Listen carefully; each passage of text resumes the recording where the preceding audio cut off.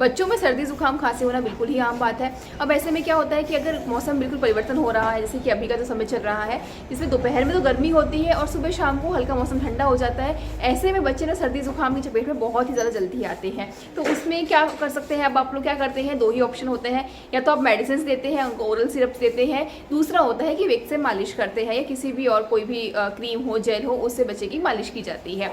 अब मेडिसिन का सब्स्टिट्यूट क्या होता है वो तो हमने आपको अपनी एक वीडियो में बता ही दिया था कि आप कैसे बच्चे को घुट्टी देके किसी भी तरह का सर्दी जुकाम खांसी खत्म कर सकते हैं, और बिना किसी साइड इफेक्ट के बच्चे का इम्यूनिटी सिस्टम बूस्ट ही होगा उससे, ना कि उसे कमज़ोर होगा। अगर आपने वो वीडियो अभी तक नहीं देखा है तो हमारे डिस्क्रिप्शन बॉक्स में जाके उस लिंक में चेक कर सकते हैं।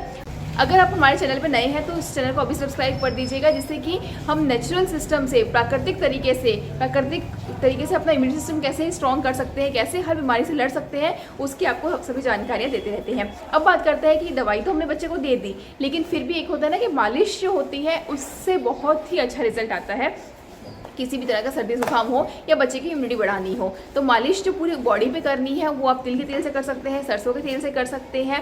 नारियल का तेल इस टाइम अवॉइड करना चाहिए, नारियल का तेल की तासी ठंडी होती है, उसको आप गर्मियों में मालिश कीजिएगा। अभी हल्की ठंड आनी शुरू हो गई है तो तिल का तेल और सरसों का तेल आप प्रयोग कर सकते हैं। अब इसके बाद में क्या हो गया कि कफ अगर ज़्यादा है, बच्चे को छाती में से आवाज़ आ रही है, सांस लेते हुए आवाज़ आ रही है, तो ऐसे में क्या करना है, ऐसे में ना आप अजवाइन की पोटली बना सकते हैं। अब देखिए किसी बच्चे की, कुछ बच्चे ऐसे भी होते हैं जिसकी इनकी स्किन ना बहुत ही ज़्यादा सेंसिटिव होती है, कुछ भी आप उनको मालिश कर दो, कोई भी क्रीम जेल लगा दो, कुछ भी, जैसे विक्स वेपोरोब जो आजकल बहुत ट्रेंड में है बच्चों के लिए, वो भी अगर आप बच्चों को लगा देते हैं ना तो उससे भी उसको ये स्किन में ना रेडनेस हो जाती है, छोटे छोटे से दाने निकल जाते हैं। अगर ऐसी समस्या भी हो रही है ना तो उसके लिए भी बहुत ही अच्छा और एकदम आसान सरल सा घरेलू उपाय है, वो है अजवाइन की पोटली। अब अजवाइन की पोटली कहाँ कहाँ काम आती है और किन बच्चों के लिए काम आ सकती है, तो नवजात शिशु, अगर बच्चा जन्मा है तो जो नवजात शिशु है वहाँ से लेके 12-13 साल तक के आप बच्चों के तक प्रयोग कर सकते हैं। अगर आप बड़े लोग भी कर रहे हैं तो भी कोई दिक्कत नहीं, कोई साइड इफेक्ट तो है नहीं, क्योंकि अजवाइन तो प्रयोग किया है हमने। अब क्या बनाना है, कैसे बनाना है, वो आपको आगे बताते हैं हम।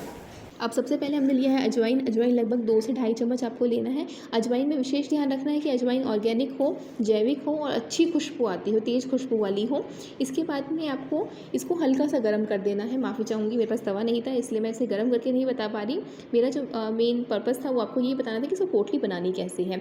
तो उसके लिए सबसे पहले हम एक पतला सा सूती सा कपड़ा लेंगे, अगर कपड़ा ना हो भाई कैसे हैंकी ले सकते हैं। उसके बाद में हल्की सी गर्म करी हुई अजवाइन इसके अंदर डालेंगे। जब आप इसको हल्का गर्म करेंगे तो उसकी खुशबू और तेज़ हो जाती है। अभी फ़िलहाल हम नवजात शिशु के लिए बना रहे हैं, छोटे बच्चों के लिए बना रहे हैं, तो उसकी क्वांटिटी हमने आधी कर दी है। लगभग 1 चम्मच हम इसमें रखेंगे, बाकी मैंने बाहर निकाल दिया है। तो आप जिस हिसाब से बच्चे के लिए बना रहे हैं उसके हिसाब से ही बनाइएगा। ये लगभग 5 से 6 महीने तक के बच्चों के लिए सफिशिएंट रहेगा। पहले जो बताया था वो लगभग साल भर तक के बच्चों के लिए सफिशिएंट था, जो मात्रा आपको 2-2.5 चम्मच बताई थी। 1 चम्मच आप लगभग 6 महीने के बच्चे तक के लिए ठीक रहेगा।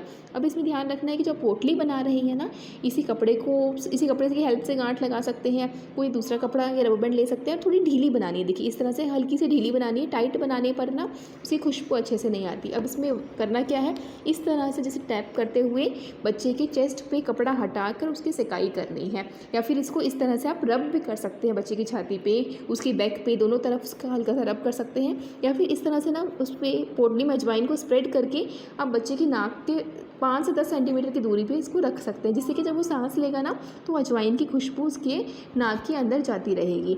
अब इसमें क्या होगा कि जब वो नाक के अंदर जाएगी खुशबू तो अपने आप ही कफ खत्म हो जाएगा, और इसमें किसी भी तरह का बच्चे को स्किन के संबंधित कोई भी इन्फेक्शन नहीं होगा। जिसकी स्किन सेंसिटिव है उसके लिए भी कोई दिक्कत वाली बात नहीं रहेगी। अगर कोई भी क्वेरी हो, कोई भी स्वास्थ्य संबंधित प्रश्न हो, आप हमारे संस्थान में संपर्क कर सकते हैं। धन्यवाद दोस्तों। जय गौ माता, वंदे मातरम।